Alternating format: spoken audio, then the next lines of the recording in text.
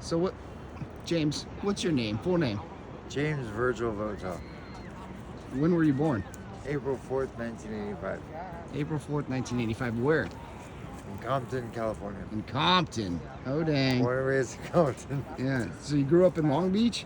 Yeah, I was born in Compton when my parents were drug addicts, so they ended up moving to Long Beach. And Long story short. long story short, I was the only little 5-year-old walking. I got a funny story for you. My mom used to sell marijuana to Snoop Dogg in Long Beach. Uh-huh.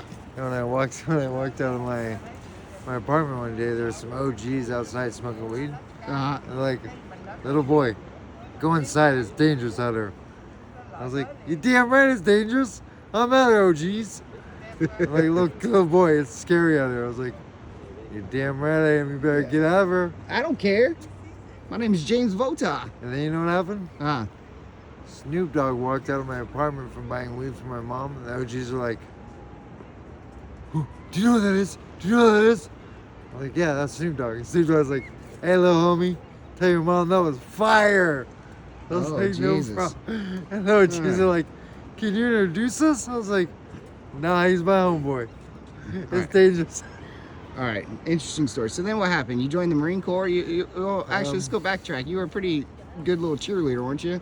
Yep. Pretty strong guy. Started cheerleading I remember in school. high school, we played football together. You were the pound for pound strongest guy in the team, weren't you? Yeah. Yeah.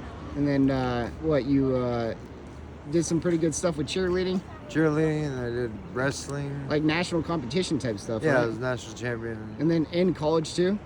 I went, so at least in the go, after that I went to Palomar Community College. Uh-huh. I won a national championship on that team. Mm-hmm. And then I got a full-ride scholarship to Stephen F. Austin out in Texas, which is one of the best schools in the nation. Uh-huh. Won a national championship on that team. Uh-huh. Came back to California and cheered at Orange Coast College. Uh-huh. Won another championship on that team. Oh dang. Championships. I got rings. Okay. And then what? You joined the Marine Corps?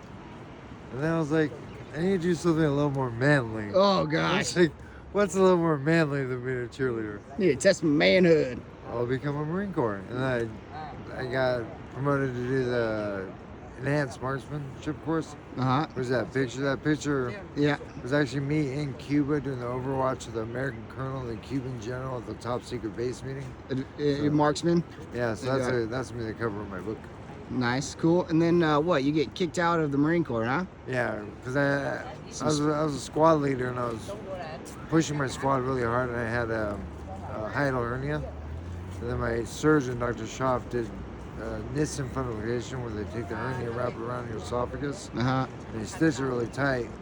But the backdraw of that is you can never throw up again. You just drive. Right. And then you start getting addicted to painkillers. Yeah, they just start Some prescribing, spice, like, right?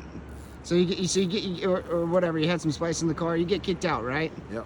And then what happens? You end up homeless on the streets. Yeah, after I kicked out, I went to live with my ex-wife and her parents for a while. Uh, I was still addicted to like pain meds and all that. So Uh-huh. she's like, get the hell out of my house. okay. And then you start using on the streets. How Yeah. long were you homeless? Right, 4 or 5 years. 4 or 5 years. Okay. What was your drug of choice, James? Well, because of the opiates, Mm-hmm. pain pills, Mhm. heroin is what I always fought Heroin. after. But when they're on the streets, speed, anything.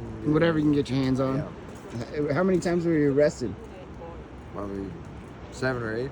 7 or 8. Because I was broke. I was homeless on the streets, and the only way to get drugs when you're homeless is to steal. Yeah. So all the dealers knew that, so they come up to me when I'm really kicking, Uh-huh. and they're like, I have a little $10 piece of heroin. I was like, what do you want me to do for it? So I need a Bluetooth speaker, I need a cell phone, I need 3 earbuds, I need this. I was like, what the hell? That's a lot for $10. So they're like, are you hurting? I was like, very much so. Go get me all the stuff and I'll make sure you get your fix. Okay, so then what? You end up having a brain aneurysm? Yeah, when I was on the streets, well, I got put in the WIT program. Yeah, you're trying to get stealing clean? and stuff. Yeah, I was trying to get clean, but I ended up getting discharged of that program because of the aneurysm. I couldn't finish it. Mm-hmm. So that's what I'm working on, trying to get back in touch with them. Okay, so how did you end up changing your life around? August 2020, I told Pastor Rico I wanted to get baptized and dedicate my life to Jesus. Okay. Get baptized Taylor came to watch me get baptized. Uh-huh. And he came, I was like, hey, Taylor, you want to get baptized with me? He's all, I just came to watch you. I was like, I know. But I'm getting baptized, you get baptized with me. So, Rededication. yeah, we got baptized together. Uh-huh. Then we've been going to the Harvest Crusade every year. That's been a lot of fun. Uh-huh. And so how long have you been sober? For 6 years now? 7 years? 6 years. That's pretty impressive. Yeah. What do you think was your My daughter was What- my number one your- thing. My your- daughter and Jesus. daughter and Jesus? Yeah. A little bit about your daughter. What's your daughter's name? Sawyer, Jolie Votaw. And how old is she? She's 9 now. She's 9. You're trying to amend that relationship, right? Yeah. Doing a good job. That's me the toughest part because there's more stuff I did with my ex-wife on drugs and all that. Yeah. So every time I have a good visit with my daughter and she says, I want more time, Mm-hmm. my ex-wife takes her home. This was him on drugs. This is where he left you. This is where he was. So. Yeah. I'm sure your wife isn't happy with everything that happened. No. But anyway, you're trying, right? Yeah. What news? What'd you end up achieving here recently? Because 2 years ago, I went to family court, went to mediation. Uh-huh. And my ex-wife didn't want to mediate. The judge was like, did you guys come up with any kind of agreement? She's like, no, we didn't.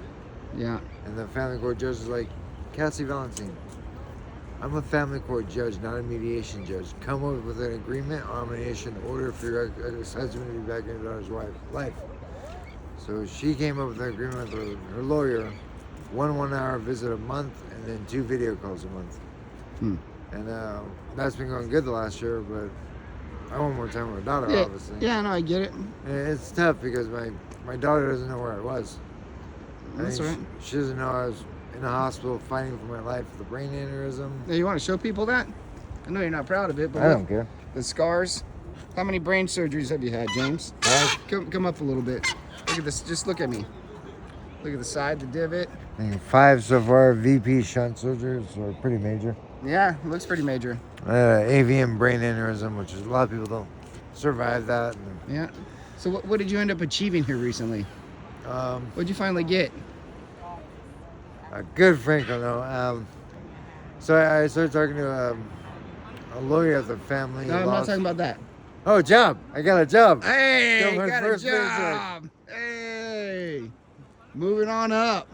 How long have you been looking for a job? How hard has that been? 2 years. Yeah? 3 years. What do they keep telling you? No. Oh. No. And now you know what they told me? Huh. You're doing a great job, James. Here's your first paycheck, buddy. Good job. I'm like, Nice. Now, what do you get to be today at your work? I get to be the Easter Bunny. They asked me if I want to be the Easter Bunny. I'm like, are you okay with that? I was like, what are you doing? Of course I'm I'm okay with it. practicing. Yeah. All right, man. Anything else you want to say?